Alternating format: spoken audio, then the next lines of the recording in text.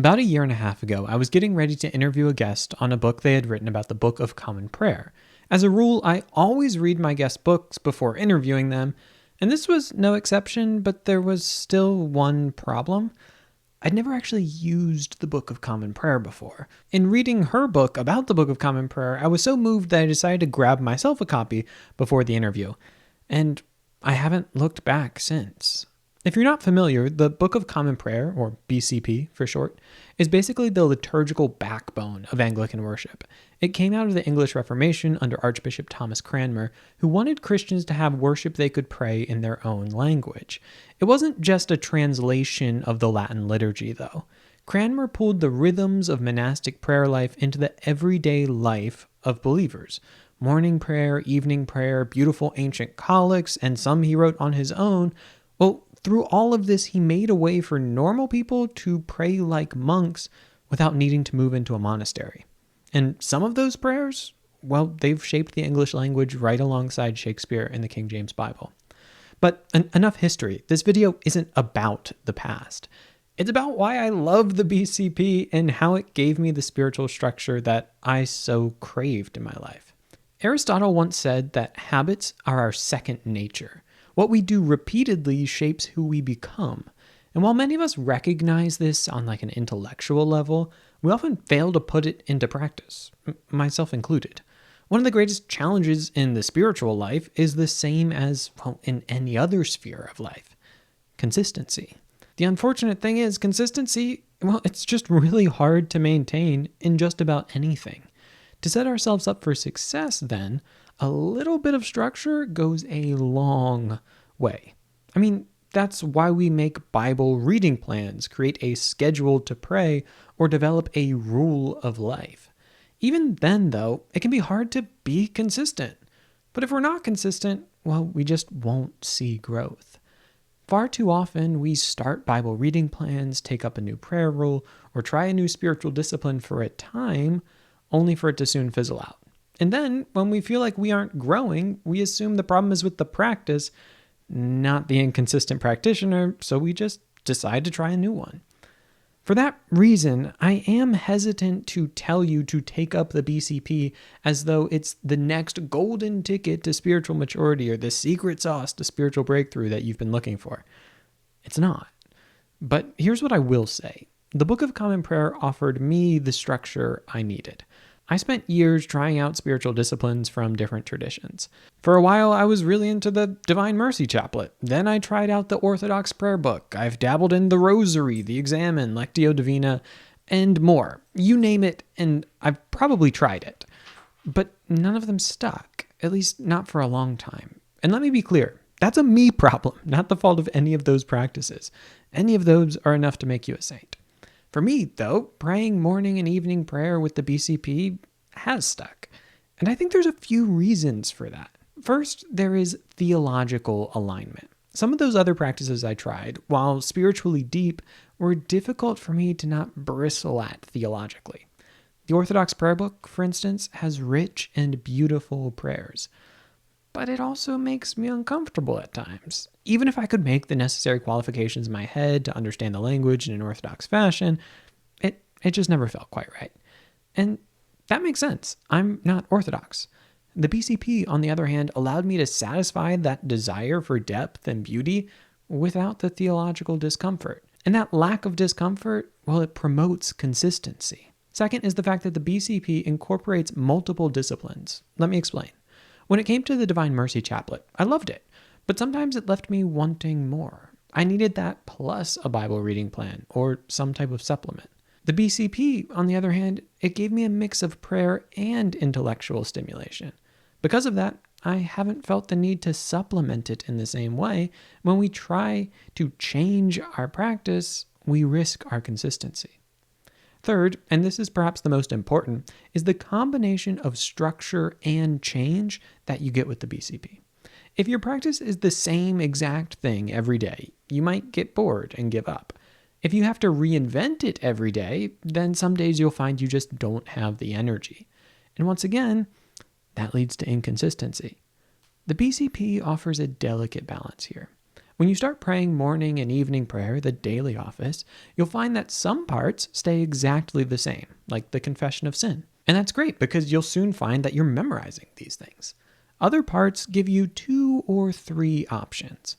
For instance, during ordinary time, you can choose between the Venite and the Jubilate for the invitatory psalm. Those are fun words.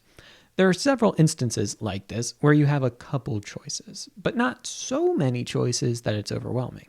Finally, others change daily, but without any choice involved. Here I'm thinking specifically of the scripture readings. The BCP includes a daily lectionary, which is to say readings for every day of the year in a 2-year cycle. Each day you get Psalms, an Old Testament reading, a New Testament epistle, and a gospel reading. And each day builds upon the next. By the end of 2 years, you'll have read pretty much the entire Bible in some sections multiple times. This balance of change within structure is something that I've found makes it much easier to stay, you can guess it at this point, consistent. Despite my love for the BCP, I make no claim to being an expert. I'm still very much new to all of this. After a year and a half, though, this today is what my engagement with the BCP's daily office looks like. On weekdays, my wife is out of the house by 5:45 a.m. That doesn't leave us a lot of time in the morning. Luckily, the 1979 edition of the BCP has a solution for this. It's called family prayer. These are shortened versions of morning and evening prayer designed for families, and it's perfect for us. The way we do it, I read the Psalm of the day, she reads the Gospel, we pray for one another, closing with the Lord's Prayer said in unison, and then we close with the collect, which remains the same every day, except for on feast days. It's short, structured, it doesn't take a lot of thinking in terms of figuring out what you're going to do, but there's just enough change to keep it fresh. We really love it. After Eliza leaves for work, I usually then do full morning prayer by myself. Morning prayer has several parts. Most importantly, though, it contains a confession of sin, more psalms, the lessons, which follow the daily lectionary readings, canticles, the Apostles' Creed, collects, and some other prayers. Since I work from home, I usually try to do the short noontime prayer as well, and then when Eliza gets home and we're sitting down for dinner, we'll go through evening prayer for families. It's super short, and I promise your dinner's not going to get cold while you do it, but it really adds something to that dinner ritual, and I happen to love rituals. An Episcopal priest once described these family prayers as like benching the bar when you're first going to the gym. It's a perfect way to get reps in without overexerting yourself, and I just love that image, and trust me, you can do it. So part of the beauty of the prayer book is that on days when you don't feel like you have the words or presence of mind to do an in-depth Bible study or a long period of extemporaneous prayer, it just gives you the words you need. And in doing so, it teaches you how to pray. I grew up in a tradition that looked down upon written prayers. And looking back, no offense, but that's probably why all our prayers sounded trite. We were never given the language of prayer. We were just trying to figure it out on our own, like a musician who only ever improvises and was never taught the basics. I mean, just like we learn to write by reading the classics or learn to play music by playing scales, we learn to pray by reciting the prayers that have been passed down through generations. Again, it's not a magic formula. It won't make you a saint overnight, but it will produce fruit over time if you let it. I've gotten to see this firsthand, and it's amazing. One of my favorite things about praying the daily office with the BCP is that my wife and I can do it together. And even better, she likes doing it. Look, I make no claims about being a marriage expert. Definitely not. But I'll tell you this, few things bring me greater joy and peace in my marriage than praying with my wife. Seeing the way that many of these prayers have become second nature for Eliza, watching her recite them with eyes closed, nothing beats that, honestly. And as time goes on, something else I've slowly begun appreciating is that the BCP teaches you, it's taught us to live in liturgical time. Lately, I find myself eyeing the portions of the daily office that change during Advent and getting excited for that. Granted, I know, I'm a nerd, but the way the BCP shapes you to pay attention to the church calendar is a real thing. You'll also notice this with feast days. When you pray the same thing every day, it kind of just feels like a treat to get to mix things up on a feast day.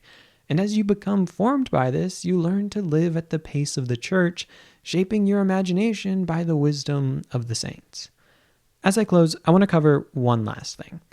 It's my hope that at this point you're already sold on the BCP, but you might wonder, which should I get? My first advice would be use whatever version your church uses. Before my wife and I started attending an Episcopal church, I used this version, which is a lightly updated version of the 1662, which is kind of the one they still use in England, one of the most famous. This particular one is from IVP. It's gorgeous, and I love it. The only downside I'll say is it doesn't have the family prayers, which we've really come to love.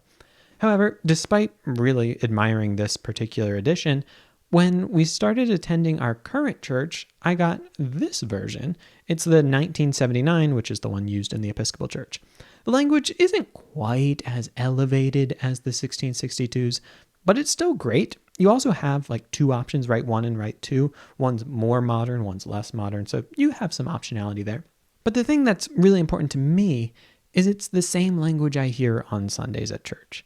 And I really think it's wonderful, if at all possible, to have some level of congruence between your Sunday liturgy experience and your daily devotions. It makes you less of a spiritual freelancer and helps you to be a product of a tradition. Now, if you're not Anglican, you really can't go wrong. 1662, 1929, 1979, 2019, take your pick. They're all great. I just pray that whatever you choose, it's as much of a blessing for you as it is for me.